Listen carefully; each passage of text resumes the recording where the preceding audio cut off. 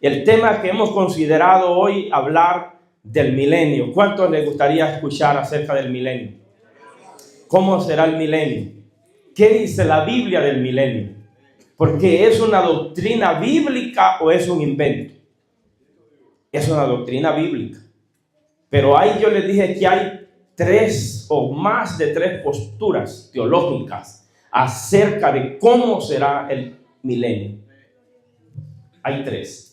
Entonces nosotros vamos a centrarnos del punto de vista de los premilenaristas.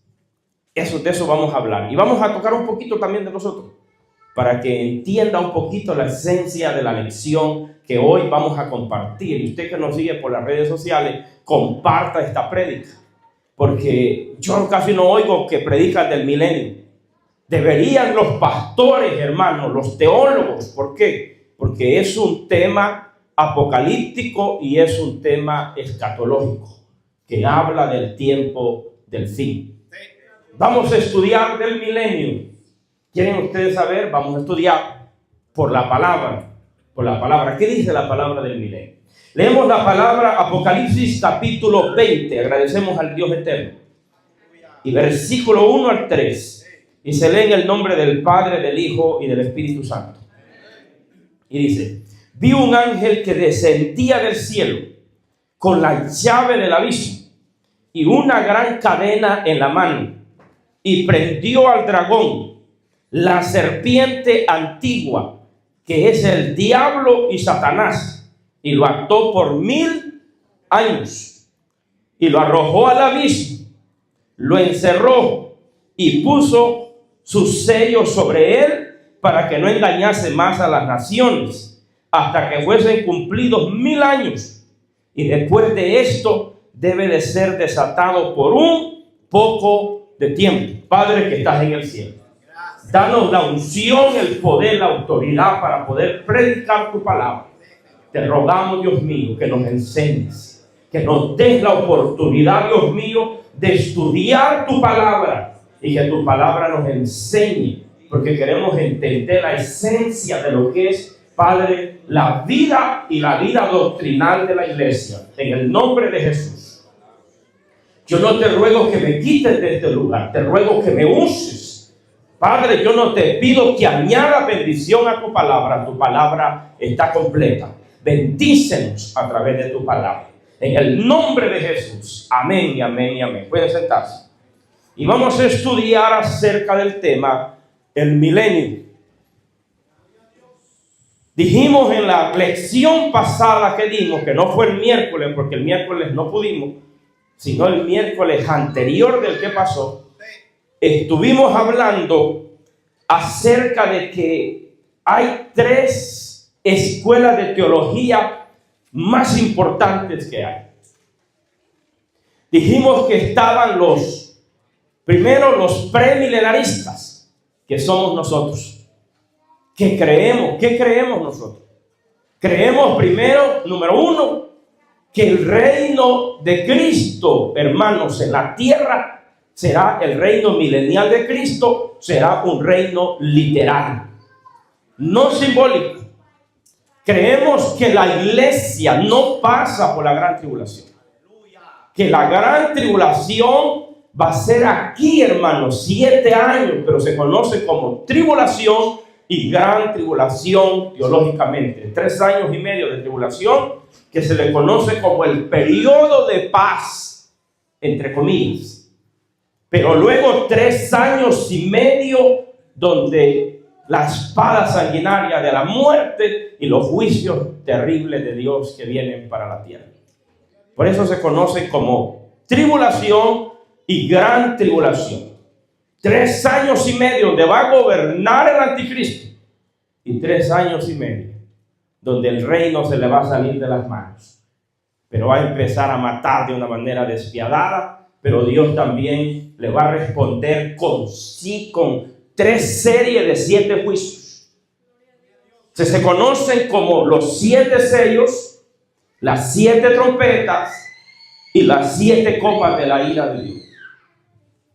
Pero entonces, después que pasan los 7 años que se conocen como tribulación, en un sentido general, entonces aparece Cristo.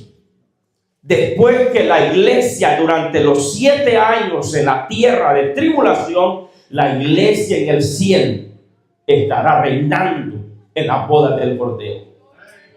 Pero después teológicamente se conoce que la iglesia viene con Cristo para poder pelear la guerra, la batalla del Armagedón.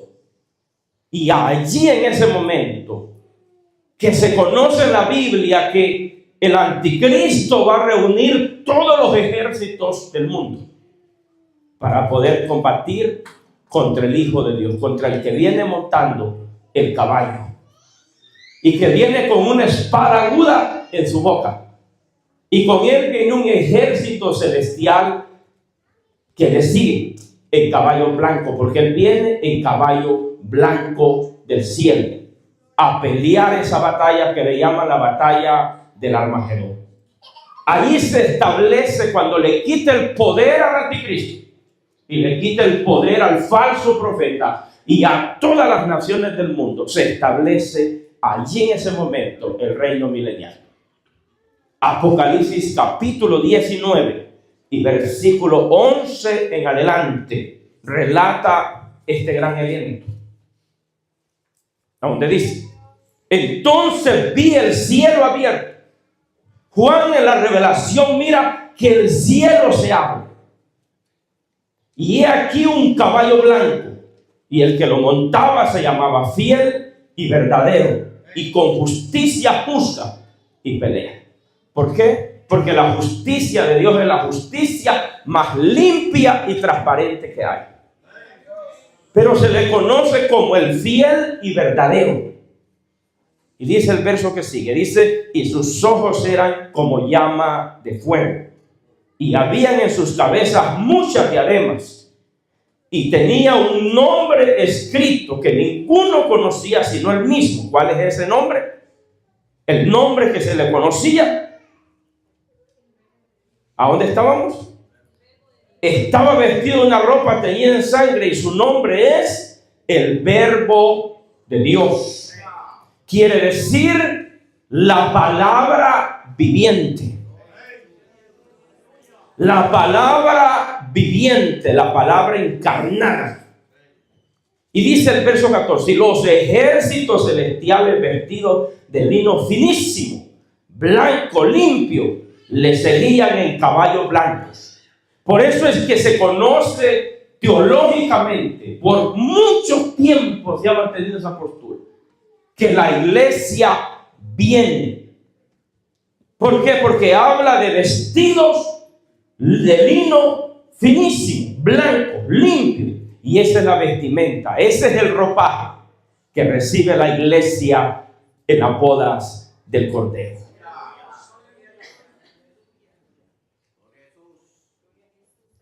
Ese es el ropaje que se le da a la iglesia en las bodas del Cordero. Por eso el que no esté vestido de blanco no va a poder entrar a la boda del Cordero. Y no va a poder venir con Cristo, porque si no entra, tampoco puede venir.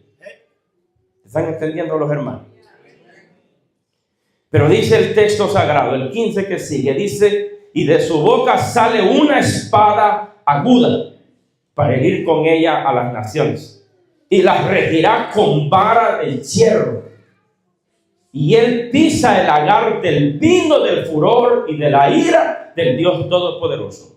¿Sabían ustedes que hace mucho tiempo, todavía hace unas décadas, todavía el vino que se bebía, que la gente bebemos muchas veces, que es de uva, o que de otros que la gente ya lo fermenta y se lo bebe alcoholizado, era ese vino donde el lagador se paraba en el lagar y con sus pies, con la planta de su pie, apachacaba la uva para que el líquido brotara por un canal y cayera a los recipientes.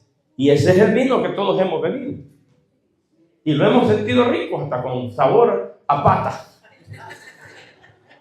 Pero eso se mantuvo por años. Pero eso es la demostración simbólica que demuestra que Jesús va a aplastar a sus enemigos y se va a parar sobre ellos. Va a venir, acuérdese que en su primera venida viene a levantar a la iglesia, pero en la segunda venida, después de los 7 años en boda, viene a aplastar a sus enemigos.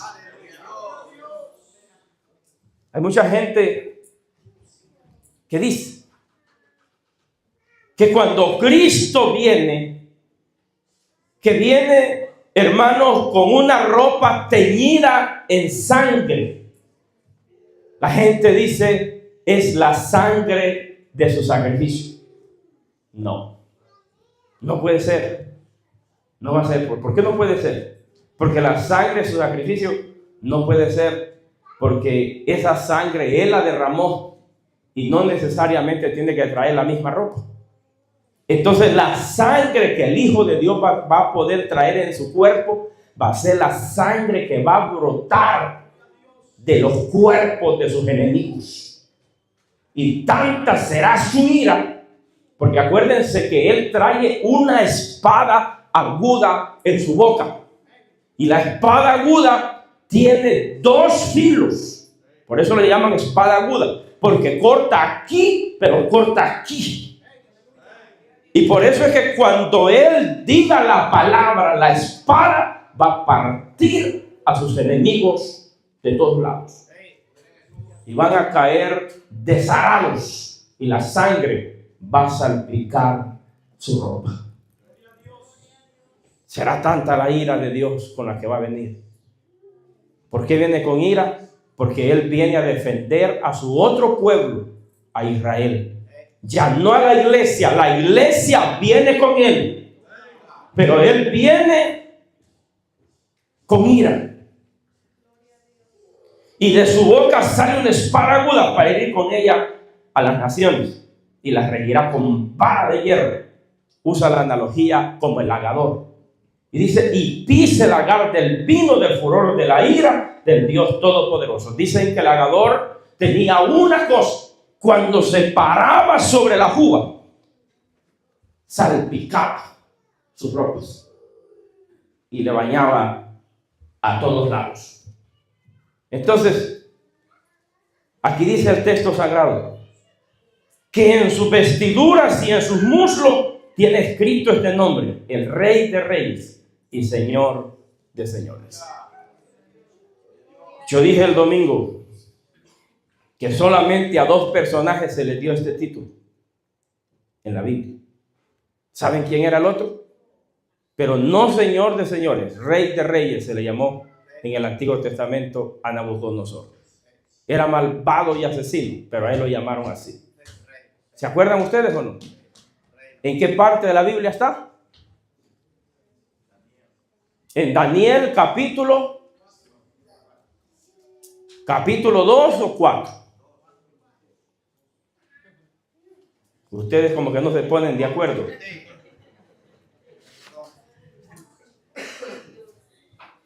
Pastor, ¿y por qué se le dio ese título a Nabucodonosor?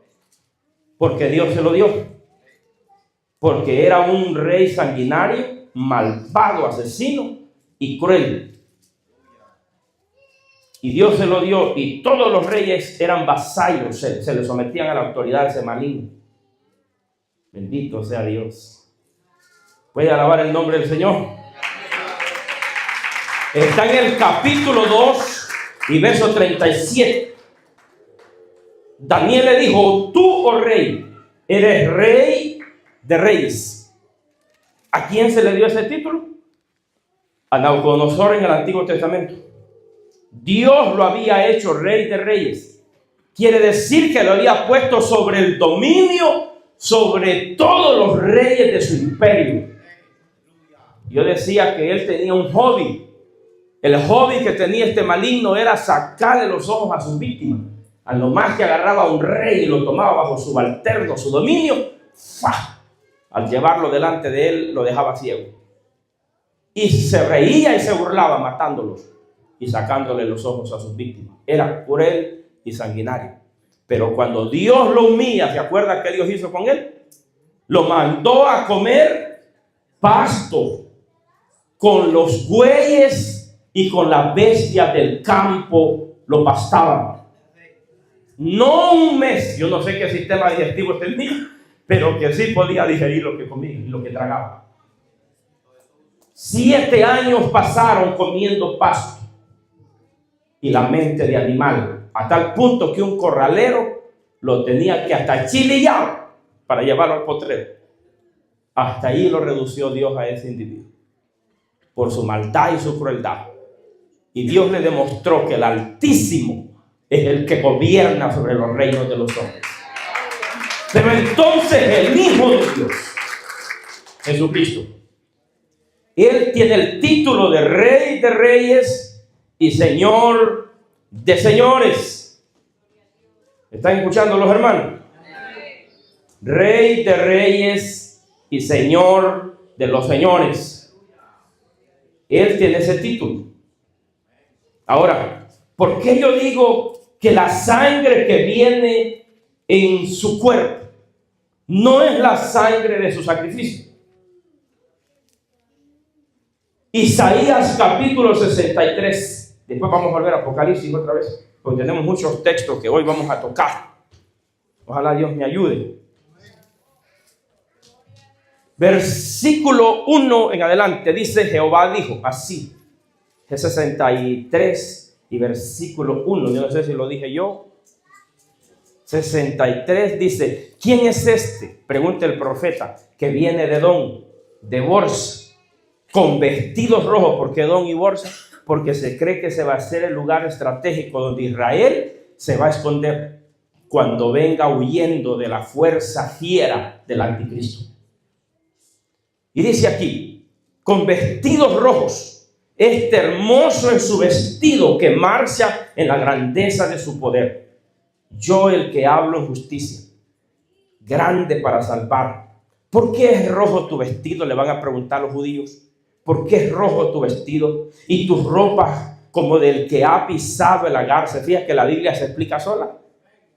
Y él va a decir: he pisado yo el lagar y de los pueblos, y nadie había conmigo. Los pisé con mi ira y los hollé con mi furor, y su sangre salpicó mi vestido y manché todas mis ropas. Verso 4 dice: porque el día de la venganza está en mi corazón, y el año de mis redimidos ha llegado. Miren cómo es Dios. Yo voy a explicar una parte aquí. Dios no nos permite a nosotros vengarnos nunca, pero Dios sí se venga. Por eso es que dice: mía es la venganza, yo daré el pago, dice el Señor. El que habla contra ti, ciérrate la boca. El que se levanta contra ti, cállate. No te pongas a pelear ni con la vieja que tienes como mujer. Deja que Dios pelee por ti. Y cuando Dios pelea por ti, hermano, es diferente. Sí, una mujer que se mete con Dios y su marido es inconverso, póngale en las manos de Dios. Haga ayunos a Dios durante la semana y usted va a ver cómo Dios, sin necesidad que vaya al dentista, le saca los dientes. Y después hasta que anda con placa, pero anda bendecida por Dios. Porque Dios se encarga de hacer las cosas bien hechas. No necesitamos nosotros golpear ni pelear, porque si peleas aquí te meten preso. Mejor que pelee Dios por ti. Un hombre me dijo el otro día: mire, pastor, me dijo, yo ando aquí, me dijo, créamelo, porque yo era rebelde. ¿Cómo así? Pues cuéntemelo. Era rebelde, me dijo, yo era terrible, mal portado con mi mujer, pastor. Pero esta mujer se metió en ayuno y oración, me dijo. Y mire, me dijo, quebrado las 2 piernas me trajo.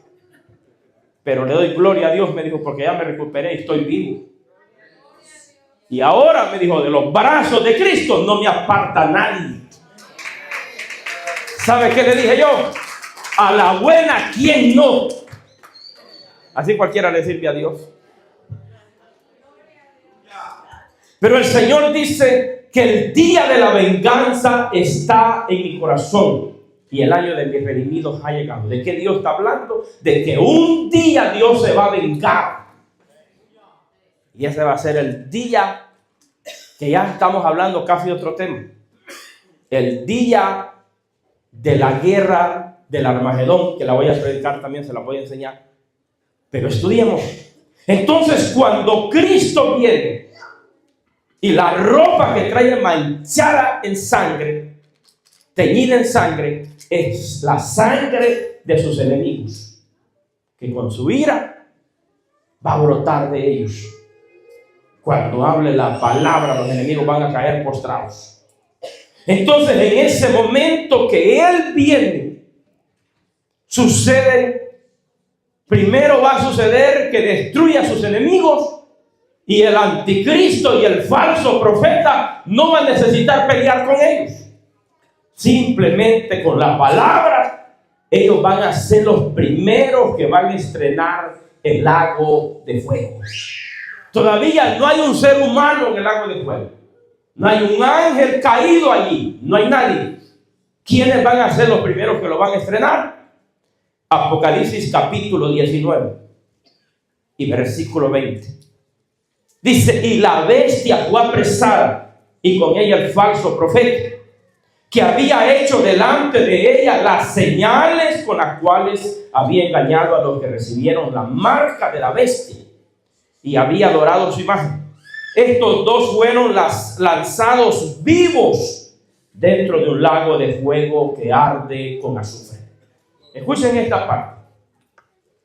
Estos dos personajes no van a tener el privilegio de morir físicamente, sino que se van a ir en cuerpo y alma al lago de fuego.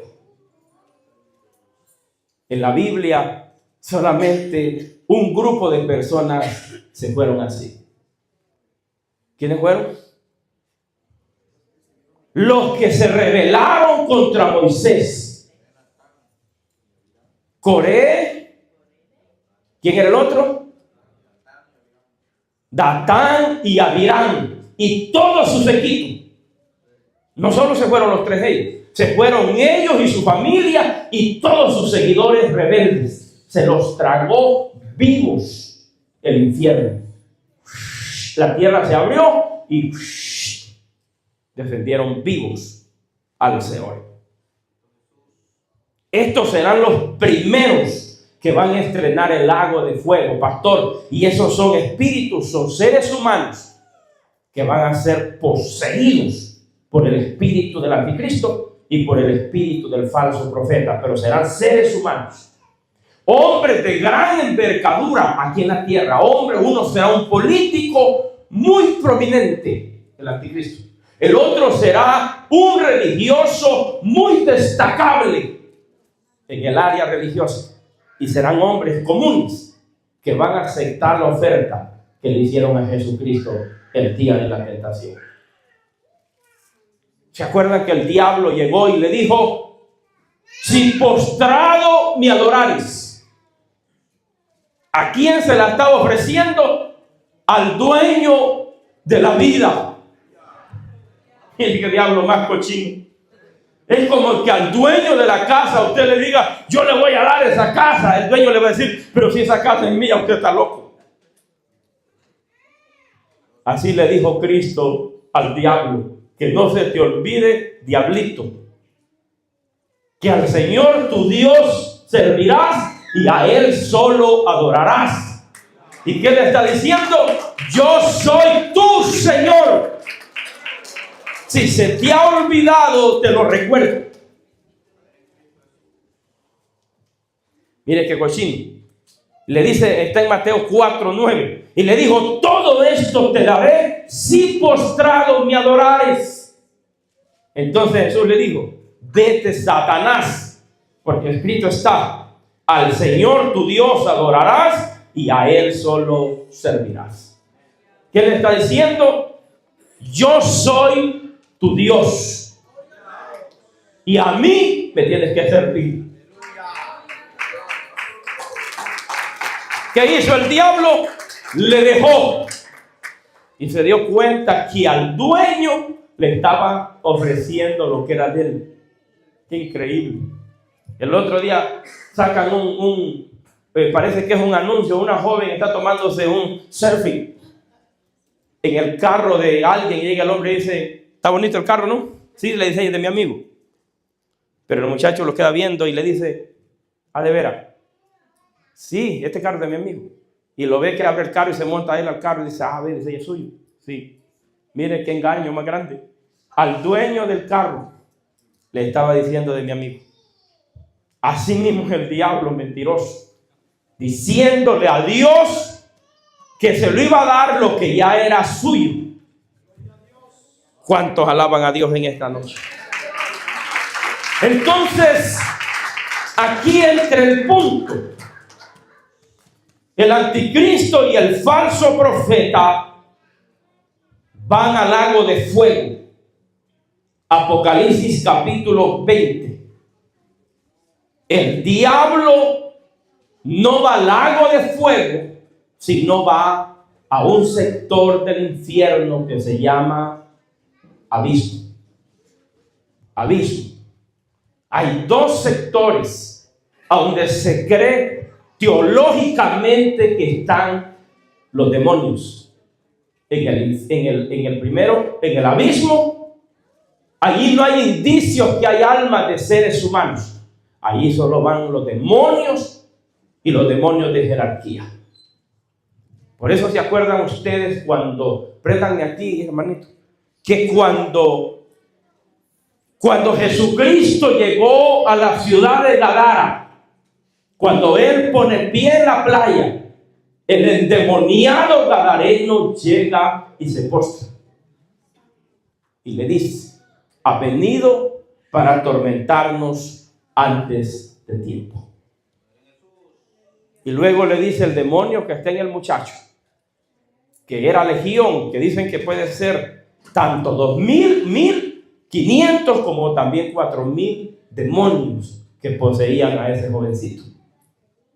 Se pone a pensar los que andan llenos de pajaritos, que no pueden dejar de drogarse, no pueden dejar de tomar, no pueden dejar de tener sexo ilícito, no pueden dejar de robar porque tienen un demonio que les hace crecer la uña rapidito. No tienen un demonio, tienen legiones de demonios. Y ahora, pastor, ¿y hay cura para eso? Si se van de ese al humo al puro, el brujo, allí no hay. Pero si viene a Jesucristo arrepentido, allí sí hay libertad. Amén. En Lucas capítulo 8, versículo 30 en adelante. Veamos qué dice la palabra. Yo sé que estos temas son amplios, pero hay que tocarlos un poquito. Dice el verso 30, y le preguntó Jesús diciendo, ¿cómo te llamas? Y él dijo, Legión, porque muchos demonios habían entrado en él. Y le rogaba que no los mandase ir al abismo. ¿Por qué los demonios le gritaban que no los dejase ir al abismo? Porque el abismo es el sector donde están los demonios que se rebelaron contra Dios en el cielo. La mayoría. Porque hay muchos que todavía están sueltos. Pero la mayoría de esos demonios están en el abismo. En el mismo lugar donde van a echar al autor del pecado. Pero primero tiene que pasar algo. Pero veamos otro texto también.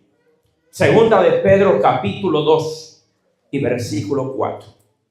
Hay otro sector también conocido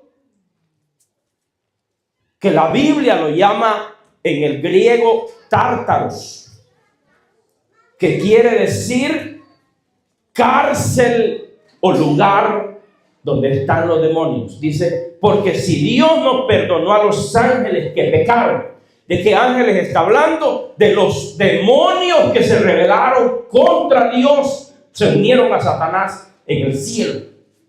Y solamente en este lugar, yo sé que en Judas hay otro texto, pero aquí es claramente tártaros. Y dice, porque si Dios no perdonó a los ángeles que pecaron, sino que arrojándolos al tártaro infierno, los entregó a prisiones de oscuridad para ser reservados al juicio. Hay dos sectores: tártaros y abismo, donde están los demonios de jerarquía. Allí no hay indicios que hay almas de seres humanos. Allí hay demonios en cárceles, aprisionados, quejándose. Ellos están, hermanos, quejándose con dolor, sabiendo que un día estuvieron en el cielo y adoraron a Dios. Y ahora están reservados para el gran juicio, para el juicio del gran día. ¿De qué día está hablando? Del juicio final, donde no solo los seres humanos van a ser juzgados, sino también los mismos demonios. Tremendo. Que Dios nos ayude. Sigamos. Vamos a Apocalipsis capítulo 20. Y dice: vi un ángel que descendía del cielo con la llave del abismo y una gran cadena en la mano. ¿Qué trae este ángel? La autoridad suprema de Dios en su vida. Unos dicen que este ángel es Miguel. Aquí no dice el nombre. No dice el nombre de Miguel. Pero siempre que se habla de que Satanás tiene guerra con los ángeles de Dios, ahí está Miguelito. Y Miguel ni siquiera tiene que pelear con él, solamente le da una orden y él obedece. Solamente le dice: ponga las manos aquí, mijo, o para atrás, porque el ladrón hay que ponerlo para atrás. Ponga las manos para atrás. Y no se, hermanos, ni siquiera se revela, solamente las pone. ¿Saben por qué? Porque el diablo, que el Señor lo reprenda, puede ser muy diablo, pero él conoce la autoridad de Dios, que es poderosa. ¿Se goza usted la palabra, no? Así que llega Miguel y le dice: las manos para atrás, mío. Y ni siquiera se revela, solamente las pone. Es que Satanás le tiembla al Dios del cielo. Váyase a Judas, lo solo tiene un capítulo. Judas capítulo 1, que es el que sigue al Apocalipsis, el que antes del Apocalipsis. Y dice el versículo 9. Y dice: cuando el arcángel Miguel contendía con el diablo, disputando con él por el cuerpo de Moisés, no se atrevió a preferir juicio de maldición contra él, sino que le dijo: el Señor te reprenda. Se fija que con solo esa palabra, Satanás tiembla. Utilice esa palabra usted cuando le toque reprender y diga: el Señor te reprende, en el nombre de Jesús. Y usted dice: la sangre de Cristo tiene poder, y se desaparece el diablo con todos los demonios que están allí. Hay poder en la sangre de Jesús. Entonces, aquí lo amarran, como dicen los hondureños, lo manean rapidito. Amarrado. Y luego dice el texto sagrado: y prendió al dragón, porque así se conoció el diablo al principio, como dragón. Así se conoció como la serpiente antigua, que es el diablo y Satanás, y lo ató por 1000 años. ¿Cuántos años va a estar Satanás atado? 1000 años. Entonces, ¿por qué los postmilenaristas no tienen razón en su teología? ¿Por qué razón? Porque ellos dicen que la iglesia de Cristo ya simbólicamente está viviendo el milenio. ¿Por qué dicen ellos? Porque estamos tomando todos los poderes del mundo. Ellos dicen: la iglesia tiene que tomar el poder político, el poder económico. Los cristianos tienen que ser magnates. Allá andan los cristianos, hermanos, diciendo: voy a ser rico. Andan levantando las manos al cielo y como los han puesto, que pongan el pie hasta los carros de los pastores o de los hermanos, para que diga todo lo que pisare la planta de tus pies será tuyo. Entonces no les importa, hasta espíritu de codicia se les mete. Y ellos andan diciendo, yo voy a ser el magnate de la ciudad, porque ese es el espíritu que estos diablos les meten a ellos. Es mentira. Ellos dicen, una vez que tomen el poder político, todos los cristianos, el poder religioso, vamos a tomar todos los poderes del mundo, entonces la iglesia va a reinar esos 1000 años. Pero la pregunta es, ¿está atado el autor del pecado? ¿Está libre? Es mentira. Y ni la iglesia va a conquistar el mundo con los poderes políticos. La iglesia va a predicar el evangelio a toda criatura. El que creyere, porque no todos van a creer, el que creyere, hermanos, en el Hijo de Dios, será salvo. Mas el que rehúsa creer, será condenado. La Biblia no dice que vamos a cristianizar el mundo. No, la Biblia dice que vamos a predicar en todo el mundo.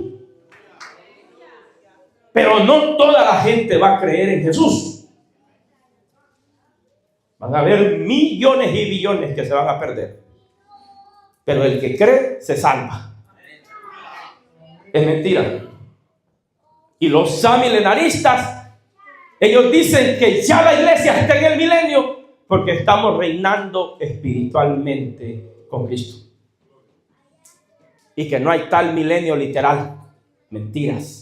La Biblia no dice eso. La Biblia dice, hermanos, que se establece 1000 años de paz y de verdad en la tierra, de justicia, donde Cristo va a reinar en la tierra por 1000 años. El autor del pecado será puesto en una prisión temporal. Por 1000 años estará allí. Dios pondrá un sello sobre él. Quiere decir que estará encerrado para no poder salir. Y dice el verso 3, lo arrojarán al abismo.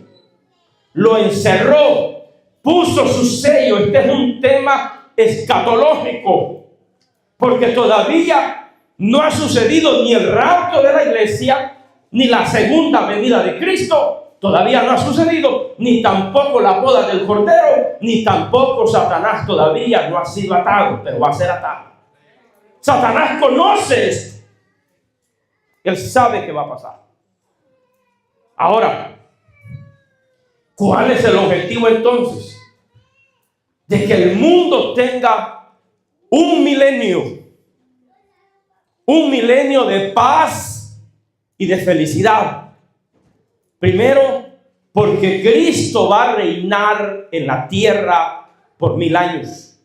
Una vez que el bien le quita el poder al anticristo, al falso profeta, los envía al abismo, a Satanás lo atan por 1000 años.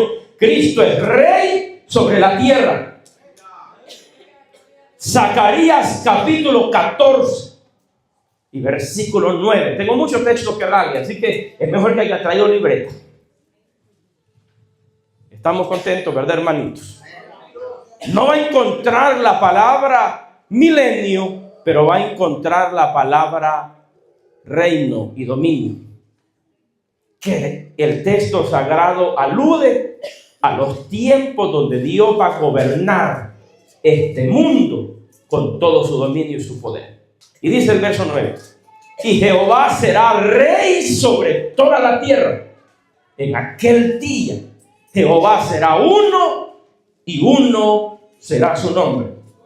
¿Qué está diciendo el texto sagrado? Que Jehová será rey sobre toda la tierra. No dice que van a haber, hermanos, las naciones del mundo. Van a existir, pastor. ¿Qué está diciendo? Sí, van a existir. Porque van a haber cantidades de personas que van a sobrevivir después de la gran tercera guerra mundial de muerte, porque viene un tiempo mortífero de grandes crímenes sobre la tierra. Lo que está pasando ahora mismo hermanos, simplemente son los inicios de la profecía del fin. Guerras entre naciones. Ese espíritu no se va a parar. Ese es un fenómeno que no se va a detener.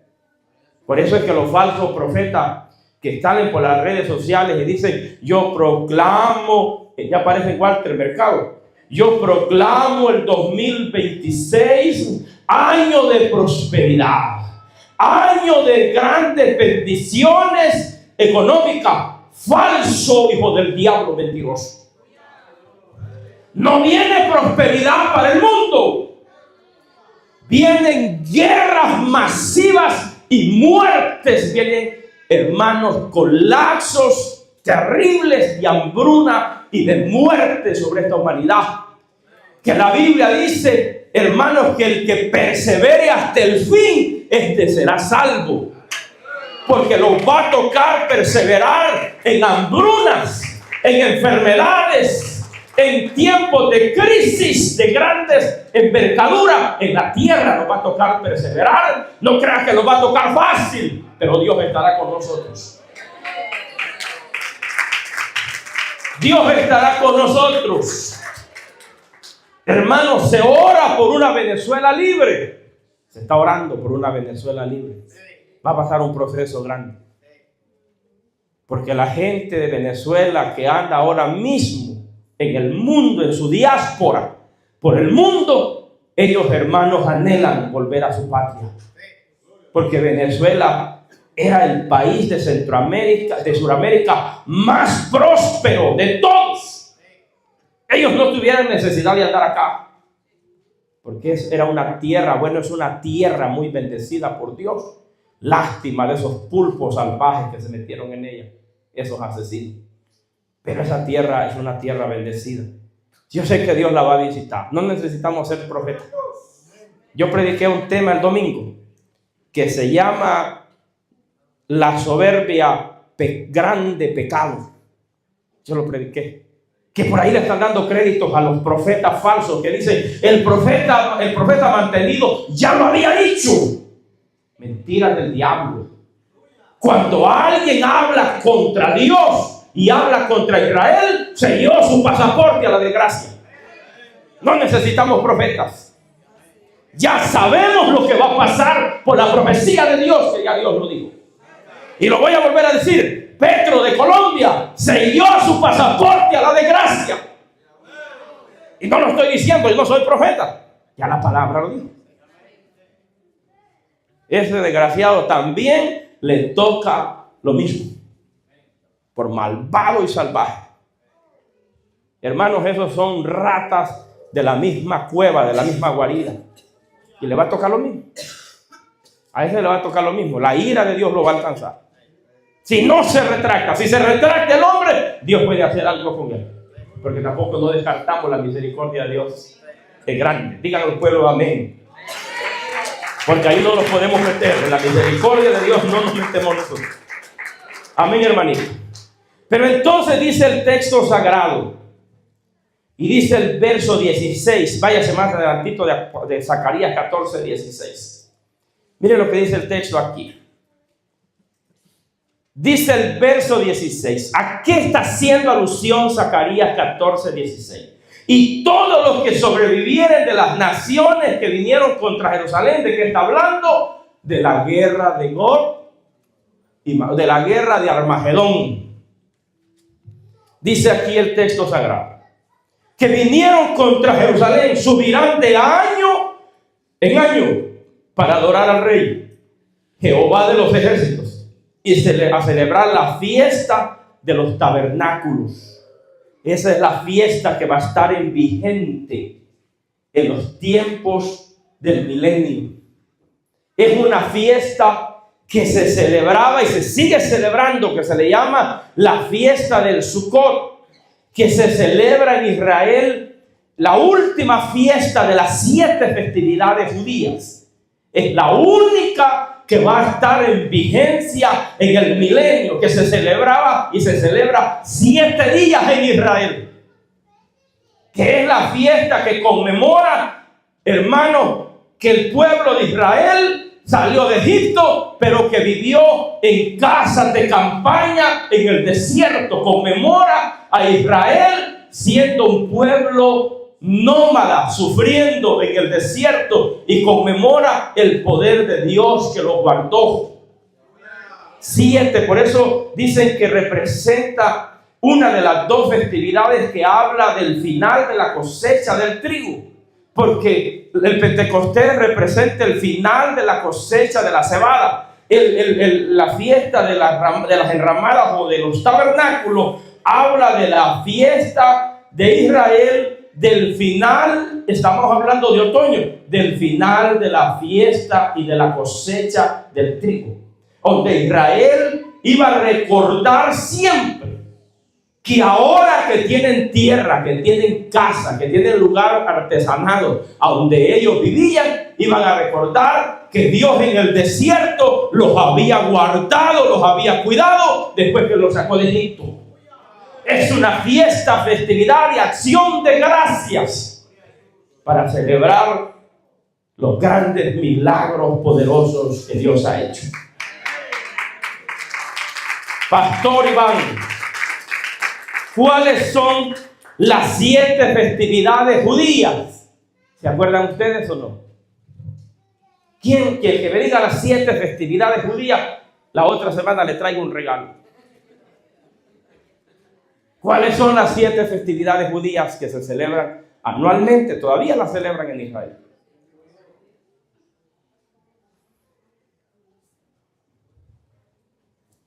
Se los dejo de deber.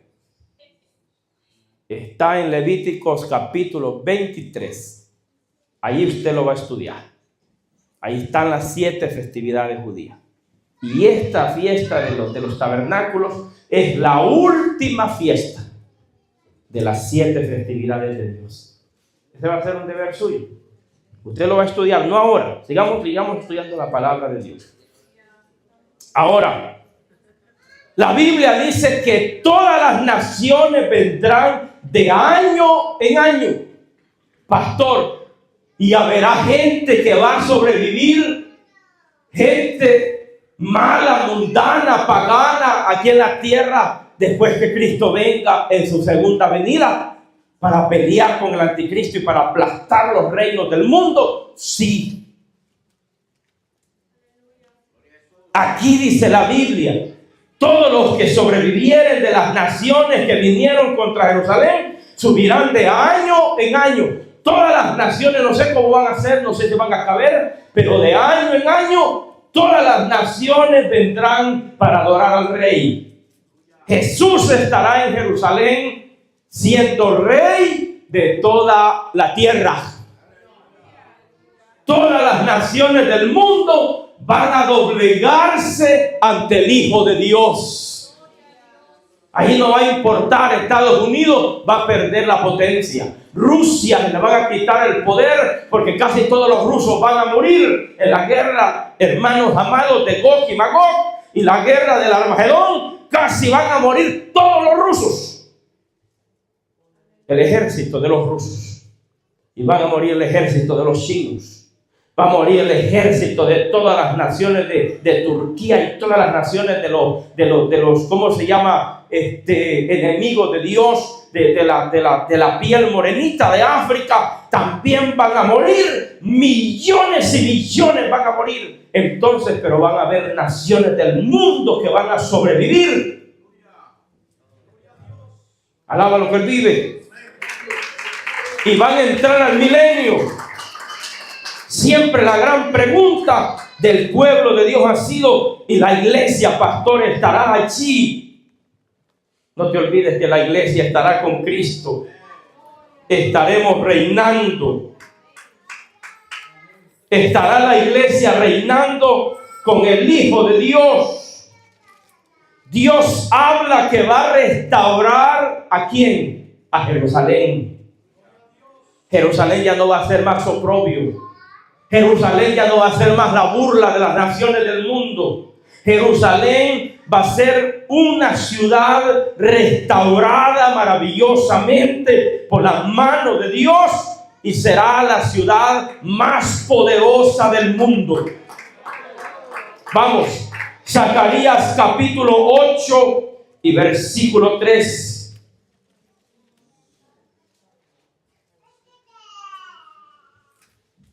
Así dice Jehová: yo he restaurado a Sión y moraré en medio de Jerusalén. ¿A dónde va a estar el Mesías? En medio de Jerusalén. Y se llamará ciudad de la verdad, el monte de Jehová de los ejércitos, monte de santidad. ¿A dónde morará el Mesías? En medio de Jerusalén. Todas las naciones del mundo tendrán que adorar al Rey. Alaba lo que Él vive. Él habla de restaurar a Jerusalén. Dice el verso 4: así ha dicho Jehová de los ejércitos: aún han de morar ancianos y ancianas en las calles de Jerusalén, y cada cual con bordón en su mano, por la multitud de los días. Qué bonito, hermano. Y dice: las calles de la ciudad estarán llenas de muchachos y muchachas que jugarán en ella. Ya no va a haber más bombas que tiren. Ya no van a necesitar la cúpula de hierro, ni la fuerza tampoco de la defensa del láser contra misiles. Ya no lo van a necesitar, porque Jerusalén será segura. Dios estará en medio de ellas. Vamos, Isaías capítulo 2 y versículo 3. Yo voy a ir cerrando, denme unos 10 minutitos y terminamos esta lección.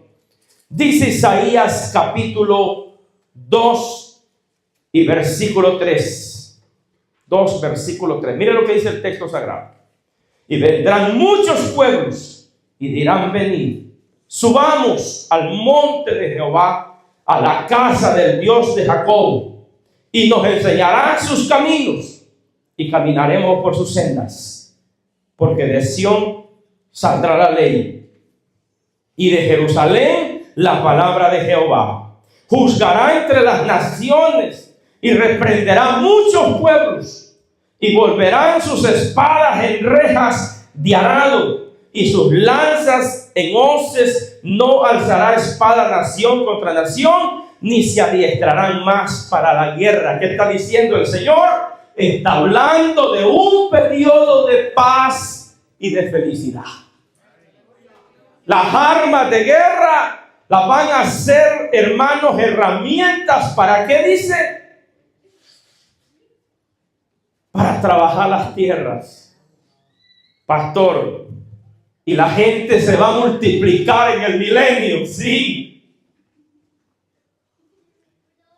La gente va a vivir porque se va a restaurar la vida en el milenio. Pastor, y la gente va a morir. Sí, la gente va a morir en el milenio, pero van a morir llenos de años. Los años se volverán, se va a restaurar la vida como el Génesis. Porque el autor del pecado estará encerrado, el autor de la maldad. Veamos qué dice el texto sagrado. Isaías capítulo 11 y versículo 6 en adelante. Aquí es donde dice el texto sagrado que aún, hermanos, el reino animal, la fauna de animales, o sea, la naturaleza, morará el lobo con el cordero y el leopardo con el cabrito, se acostará. El becerro y el león y la bestia doméstica andarán juntos, y un niño los pastoreará. ¿De qué está hablando el Señor? Que la vida se restaura como el Génesis. El leopardo va a poder estar con el cabrito y no se lo va a comer. ¿Por qué, pastor? Porque la maldad se había traspasado a todos los linderos, hermanos, hasta el reino animal. Fue totalmente distorsionado por el pecado del primer hombre. por Satanás que lo engañó. Hasta los animales se volvieron salvajes. Pero la misma naturaleza será restaurada. No sé si usted se pone a pensar cómo será una vida sin maldad, sin pecado, sin odio, hermanos, sin adulterio, sin egoísmo. Una vida donde no existan los instintos de maldad sobre la humanidad. ¿Cómo será esa vida? Imagínense que hoy en día el progenitor, o sea, el dueño del testamento, no ha muerto. Y ya los hijos andan agarrados a golpes. Y a cada rato, cuando el viejo se toma la talla, no quiere que el viejo se parquee ya. Porque así está esta humanidad de perversa en los tiempos actuales. Mire usted, señor, que está aquí, cómase usted lo que usted ha trabajado. Aunque la Biblia dice que los padres acumulamos para los hijos, pero hoy, así como estamos viviendo, hermanos, mejor es comerse lo que a ellos les cuesta lo que ellos van a hacer. Porque lo que los padres dejan, hermanos, dejan egoísmo, dejan celos, dejan pleitos, dejan envidia, porque les dejan un poquito de dinero. Cómaselo, no sea tonto. Lleve a la señora a comer al campero. Pobrecita la señora, hasta anemia, se mira anémica porque no la saca. Porque dice, vamos a ahorrar para los hijos. Hermanos, y los hijos, a lo más que los viejos se parquean, se los acaban en unas 2 semanas. O es como el que tiene la esposa y solo trabajando vive. Cuando él se muere, viene otro y se encarga la viudita. Y se comen todo, hasta la leche del cipote, dicen en El Salvador. Así de amarga es la vida, pero hay que decir la verdad como es. Coma, no sea miserable, salga a comer con su familia, disfrute. Yo conozco gente que tiene como, hermanos, y dicen ellos, yo soy humilde, pastor, hasta roto, rompido ando. Porque no le gusta gastar por codos. Y cuando se muere el pobre elemento, otros hacen fiesta con lo que no le cuesta. Por eso la Escritura dice el verso 7, la vaca y la osa pasarán sus crías y se echarán juntas, y el león como el buey comerán paja. La vida será restaurada en el milenio. Pastor, y la iglesia, ¿cómo vivirá la iglesia? No te olvides que la iglesia será santa. Y la iglesia va a vivir como los ángeles de Cristo. El mundo podrá casarse y podrá propagarse. La humanidad que quede, sí, pero no la iglesia. La iglesia, hermanos, todo cristiano que una vez se fue en el rapto, ya es como los ángeles de Cristo. Vamos a la Biblia. Mateo capítulo 22 y versículo 30. La Biblia dice que en el cielo, los que venzamos y seamos salvos, hermanos, seremos asexuales. Dice, porque en la resurrección ni se casarán, ni se darán en casamiento, sino serán como los ángeles de Dios en el cielo. Qué bonita será esa vida. Cuando ya no hay deseos ni instintos naturales. Seremos como los ángeles de Dios en el cielo. Pastor, yo me voy a acordar de la compañera que yo tuve, sí, pues, pero la vas a ver Ángela, no Ángel, quiero decir. Va a ser un ángel en el cielo. Porque Dios va, hermanos amados, ¿a qué va a hacer Dios? A filtrar nuestra vida. Porque toda la materia pecaminosa aquí se queda. En el cielo seremos como los ángeles de Dios, asexuales. Por eso no es bíblico cuando alguien dice esta palabra. Yo tuve relaciones sexuales con un ser que se me apareció en la noche, decía una mujer el otro día. Y yo cohabité con él sexualmente. Mentiras del diablo. Pastor, entonces puede ser un espíritu caído. Es la sensación de los demonios que ella posee, que la hace sentir en esa misma temperatura de maldad que vive. Porque los mismos demonios necesitan cuerpos para satisfacer sus deseos malvados. Un demonio así nomás no puede. Tiene que meterse en el cuerpo de una prostituta o de un adúltero para satisfacerse. Tampoco puede. Porque son seres espirituales. Están aquí los hermanos. Por eso la Biblia dice, vamos otra vez a Isaías capítulo 11, versículo rápido con este tema. Y versículo que sigue, 8 creo, si no me equivoco. Aquí dice el texto sagrado. Mire lo que dice. No harán mal. Aquí está. El niño de pecho jugará sobre la cueva de las pid, y el recién destetado extenderá su mano sobre la caverna de la víbora. No hará mal ni dañarán en todo mi santo monte, porque la tierra será llena del conocimiento de Jehová, como las aguas cubren la mar. El mundo estará sin el actor del pecado. ¿Quién estará encerrado, pastor? Satanás. ¿Y qué pasará con los demonios entonces que andan con él? Siempre han hecho esa pregunta. ¿Será si Satanás estará preso? ¿Qué pasará con los demonios? Los demonios también estarán encerrados. No tendrán poder para hacer ningún daño, porque Dios va a restaurar la tierra como el Génesis. ¿Ustedes se acuerdan cuántos años vivió el hombre que más vivió en la Biblia? 960 y Génesis capítulo 4 a 10. ¿A 10 oye que dijeron ustedes? ¿O 5? Génesis capítulo, estoy esperando.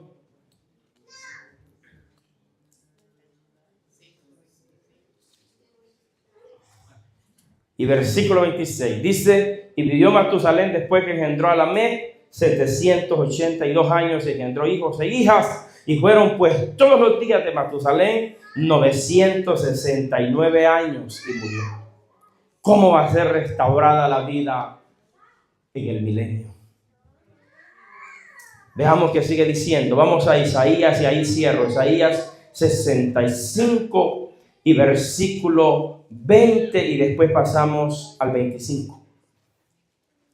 Otra vez damos un poquito más de continuidad. Dice aquí el verso 65 de Isaías y versículo 20, y luego vamos al 25. Vamos allá para que los hermanos escuchen. Dice la escritura.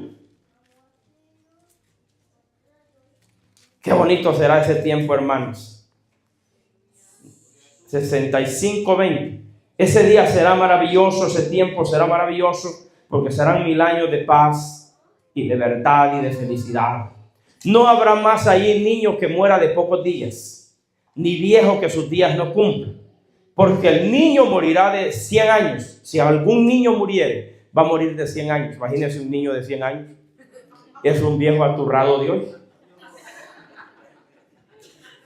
Así es la vida de drástica. Un niño que va a morir de 100 años en el milenio es un viejito aturrado hoy. Porque hay viejitos que han sobrevivido, y hay unos que tienen el último, que me di cuenta que vivió ahorita, que está viviendo, tiene 120 y algo de años. Increíble, pero hay gente que los está viviendo. Hay unos que tenemos aquí 40 y andamos ahí solo con la Tylenol adentro. No sé si usted se da cuenta de eso. Sí, para sentirme un poquito, que los huesos medio funcionen. Y esos señores tienen 126 años, tenía ese anciano. Y un anciano en República Dominicana había vivido 115 y algo. Increíble. Y todavía va a traer agüita y hasta lleva a los animales a pastar. Así es la vida que esa gente ha vivido, y por eso es que la vida es un regalo de Dios. Ya estoy terminando. Hermanos, agradezcale a Dios por lo que le ha permitido vivir, porque en el milenio usted no va a morir, porque usted va a vivir para siempre. Y dice aquí el texto, dice: morirá de 100 años. Sí, el pecador de 100 años será maldito. Maldito el que muriere de 100 años. Así va a quedar, maldito, porque no será la norma. Edificarán casas y morarán en ellas, y plantarán viñas y comerán del fruto de ellas. Veamos al verso 25, dice el verso 25: y el lobo y el cordero serán apacentados juntos. El león comerá paja como el buey, y el polvo será el alimento de la serpiente, y no afligirán ni harán mal en todo mi santo monte, dice Jehová, porque aún la misma naturaleza misma será restaurada a una vida sin maldad.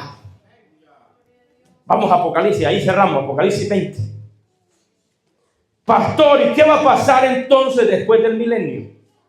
Me pasé un poquito porque empecé 10 minutos tarde. ¿Y qué pasará? Ahí cierro ya. Apocalipsis 20. Hoy no hay preguntas, así que déjenme terminar esto. Aquí hay una pregunta que siempre la gente ha hecho. La gente ha hecho esta pregunta: pastor, ¿qué pasará con la gente que muere durante la gran tribulación? Porque acuérdense que la iglesia se va antes de la gran tribulación. Muertos y vivos en Cristo van a ser arrebatados. ¿Sí o no? Pero entonces habrá gente que va a morir en los tiempos de la gran tribulación. Habrá gente que va a morir en los tiempos de la gran tribulación. Sí. Y se van a salvar. Ellos van a poder entrar al cielo y al milenio. Vamos a ir rápido. Apocalipsis capítulo 20. Verso 4 dice: y vi tronos, y se sentaron sobre ellos los que recibieron la facultad de juzgar. Y vi las almas de los decapitados por causa del testimonio de Jesús y por la palabra de Dios, los que no habían adorado a la bestia ni a su imagen, y que no recibieron la marca en sus frentes ni en sus manos, y vivieron y reinaron con Cristo 1000 años. Ahora, ¿cuántas resurrecciones hay? Hay una que es cuando los muertos en Cristo se van. Está una segunda resurrección, que es cuando los muertos sin Cristo resucitan para el gran juicio final. Pero entonces, y estos que mueren en la gran tribulación, sus cuerpos van a estar siendo molidos por el anticristo y por toda su ira. Y Apocalipsis 24 dice que los van a decapitar. Por eso que nosotros predicamos que el que no se vaya en el rapto de la iglesia va a ser decapitado. Le van a volar la nuca, como dicen los hermanos en Honduras. Lo van a dejar sin cabeza. Entonces, ¿por qué mejor no irse? Dígame usted. Entonces, pastor, sus cuerpos estarán siendo molidos porque los van a torturar. ¿Usted sabe lo que es una tortura? En El Salvador, en tiempos de la guerra, hermanos, nosotros lo vimos. Pelaban a la gente como cerdo. Toda la piel se la pelaban y lo dejaban sin piel, según la tortura que le daban a ellos. ¿Cómo va a ser la tortura del anticristo contra todos los que se queden en esta tierra, hermano, y se rehúsen a recibir la marca de la bestia? ¿Usted cree que va a ser fácil eso? No, va a ser un odio profundo de la serpiente antigua por el ser humano, máximo por aquel que ya conoció de Dios. Su ira será letal. Entonces, los va a matar. Sus cuerpos están siendo molidos aquí, pero sus almas aparecerán en el gran trono celestial. Apocalipsis capítulo 9, con ese cerramos, verso 6. Después usted lee Apocalipsis 6 y versículo 9 también, allá cuando tenga tiempo. Y leemos este texto sagrado y dice: en aquellos días, hermanito, Apocalipsis, hermano Josué, capítulo 6 y verso 9. Vamos a ver si es que me equivoqué. Dice: cuando abrió el quinto sello, vi bajo el altar las almas de los que habían sido muertos por causa de la palabra de Dios y por el testimonio que tenía. Aquí dice que fueron muertos por dos cosas: por la palabra de Dios y por el testimonio que tenía. Por dos cosas. Allá dice fueron decapitados. Apocalipsis dice en 20 los decapitaron. Aquí dice los mataron. Y clamaban a gran voz diciendo: ¿hasta cuándo, Señor santo y verdadero, no juzgas y vengas nuestra sangre de los que moran en la tierra? Estos santos piden a Dios que con juicio y con ira los vengue. ¿Por qué estos santos no son los mismos santos que mueren durante este tiempo de gracia? Porque los santos que hoy mueren, hermano, se mueren orando por sus verdugos. Ellos no piden a Dios que los venga. Esteban decía: perdónalos porque no saben lo que hacen. Allá de nosotros mataron a un señor entre nosotros y donde vivía el pastor Nelson, que era cristiano. Y el asesino que lo mató decía a un señor que cuando lo estaba matando se tiró de rodillas y le dijo: déjame orar. Y oró, y orando le quitó la vida. Así murió cuando lo estaba matando, orando, pidiéndole a Dios, me imagino, por el alma de su asesino. Así mueren los santos del tiempo de hoy. Estoy terminando. Entonces mi pregunta es, siempre se ha hecho esta pregunta: estos mueren, pero resucitan en el trono celestial. Entonces quiere decir que hay 3 resurrecciones, pero esta no se cuenta por otra. Es la misma, que puede ser la misma que se une con la que ya resucitaron previo a la gran tribulación. Por eso se unen a una misma, habiendo 2. Apocalipsis 7 y versículo 9. Ahí rapidito, hermanos, para que terminemos la lección, pónganse de pie y estírense por un momento, porque los tengo ya rato sentados. Y dice el verso 9: y después de esto miré aquí una gran multitud, la cual nadie podía contar, de todas las naciones, tribus, pueblos y lenguas, que estaban delante del trono y en la presencia del Cordero, vestidos de ropas blancas con palmas en las manos.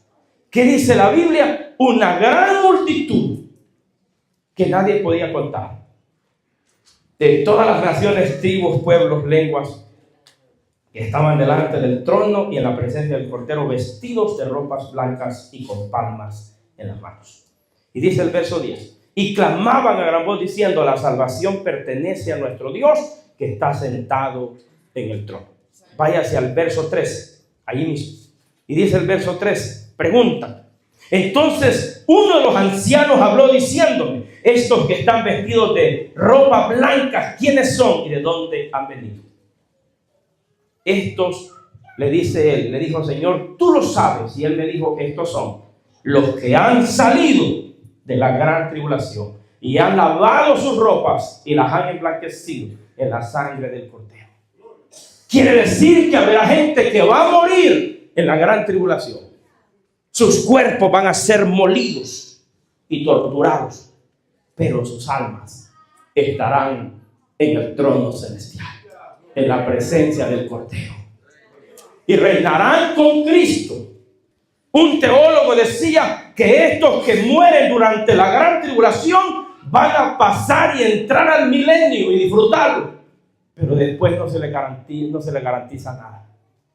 Solo Dios lo sabe. Yo pienso que si van a morir por Cristo y van a ser lavados por la sangre del Cordero, también van a vivir juntamente con la iglesia por la eternidad. Esa es mi postura. Por eso, hermanos míos, no nos quedemos. Vamos. Mujeres de cristianos que están aquí, agárrate de la mano de Jesús. Y tú, varón, que andas ahí a media, agárrate de las manos de Jesús, porque puede aparecer Jesús esta noche. Y nos vamos para el cielo. Pero ay de la humanidad que se quede. Será lamentable, será triste. Amén. Otro día estudiamos otro tema apocalíptico. Que Dios me lo bendiga, Dios me lo guarde.